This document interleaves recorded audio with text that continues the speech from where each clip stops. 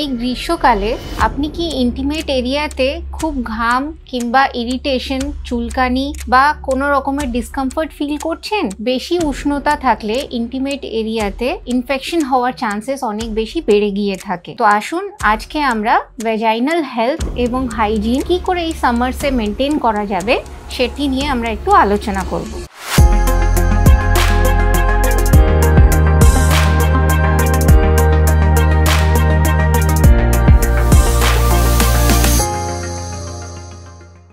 নমস্কার, আমি doctor Gopa Mallik, consultant gynaecologist and obstetrician, Vivacity multi speciality হসপিটালের তরফ থেকে আপনাদের সকলকে অভিনন্দন জানাই। প্রথমে জেনে নিই সাদা সাপটা ঠিক কি করে হয়, এর কারণটা কি। যেহেতু গরমের সময় ইন্টিমেট এরিয়াতে প্রচুর ঘাম হয়, তার জন্য উষ্ণতা কিংবা আর্দ্রতা বেড়ে যাওয়ার কারণে ইন্টিমেট এরিয়াতে ফাঙ্গাল কিংবা ব্যাকটেরিয়াল ইনফেকশন হওয়ার চান্সেস অনেক বেশি বেড়ে যায়, যার কারণে সাদা সাপ হওয়া খুব কমন কজ।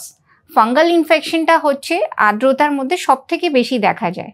আপনি কি করে বুঝবেন যে আপনার এই সাইন সিমটমসগুলো আছে, এই প্রবলেমসগুলো আছে?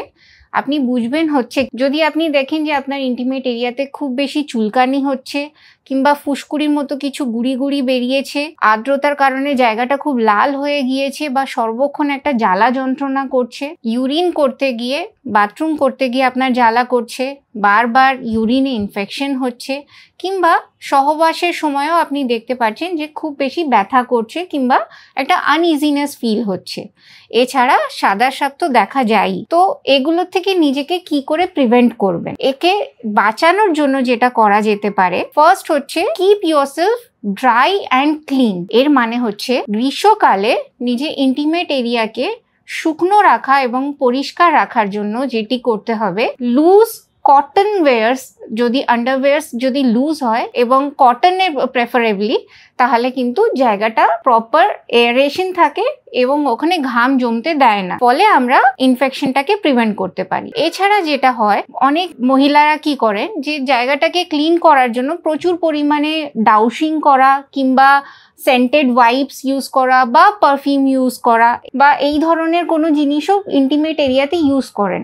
বাট আমি সাজেস্ট করব যে প্লিজ এগুলো ইউজ করবেন না, কারণ এতে যে ভ্যাজাইনার গুড ব্যাকটেরিয়া থাকে সেগুলি নষ্ট হয়ে যায়। তাই জন্য জাস্ট প্লেন ওয়াটার দিয়ে পরিষ্কার করা এবং আনসেন্টেড কোনো সোপ বেস ইউজ করে জায়গাটাকে ক্লিন করবেন।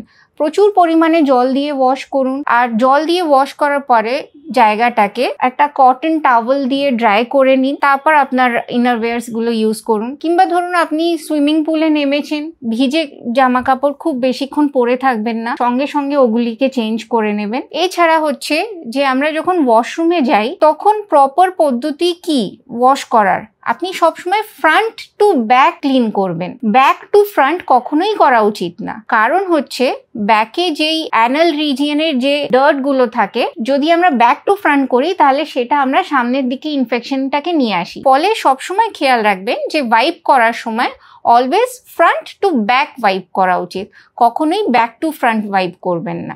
এছাড়া আপনি প্রচুর পরিমাণে জল খাবেন, কারণ জল খেলে বডির যে টক্সিনসগুলো থাকে সেগুলো ফ্লাশ আউট হয়ে যায়, এবং একটা ব্যালেন্স ডায়েট, একটা হেলদি ডায়েট, পার্টিকুলারলি ইয়োগার্টের মধ্যে প্রোবায়োটিক্স থাকে, যেগুলি খেলে গুড ভ্যাজাইনাল ব্যাকটেরিয়াগুলোকে গ্রো করতে হেল্প করে। এবং ট্রিটমেন্ট পার্টে আসি।